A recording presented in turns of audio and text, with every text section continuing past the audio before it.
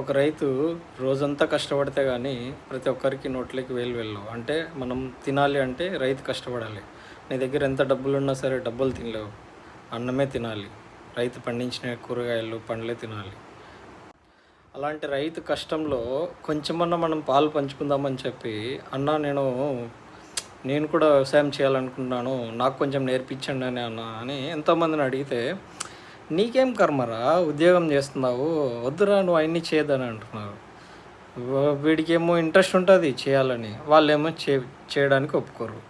వ్యవసాయం చేసే రైతన్న మీ దగ్గరికి ఏ ఉద్యోగస్తుడు కానీ, వ్యాపారస్తుడు కానీ, చిన్న పిల్లోడు కానీ, చదువుకునే పిల్లోడు కానీ ఎవరైనా సరే నేను చేస్తాను అని వచ్చినాడు అంటే కాదనకుండా వద్దనకుండా నేర్చుకోండి అని చెప్పండి. మీరు 2 నిమిషాలు పని చేయండి అని చెప్పండి. మీ దగ్గరికి మీకు తెలిసిన సర్కిల్లో ఉద్యోగం చేసే వాళ్ళు ఉన్నా సరే పొలానికి తీసుకెళ్ళడానికి ప్రయత్నించండి. లేదా చిన్న చిన్నవన్నా నేర్పించండి.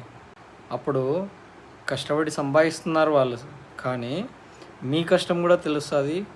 మీరెంత కష్టపడుతున్నారో తెలుస్తుంది. రైతు ఎందుకు దేశానికి వెన్నెముక అని తెలుస్తుంది. దయచేసి ఎవరైనా సరే మీకు తెలిసిన సర్కిల్లో, మీకు తెలిసిన వాళ్ళలో ఉద్యోగస్తులు కానీ, వ్యాపారస్తులు కానీ, బాగా సెటిల్ అయిన వాళ్ళు కానీ పొరపాటున కానీ లేదా ఉద్దేశపూర్వకంగా కానీ మీ దగ్గరకు వచ్చి నేను కూడా ఎంతో సాయం చేస్తాను, లేదా నేను కూడా పొలం పనులు నేర్చుకోవాలనుకుంటున్నాను అన్న వాళ్ళు వస్తే వద్దనకుండా మీకు తెలిసినది వాళ్ళు చేయగలిగినది చేపించండి దయచేసి.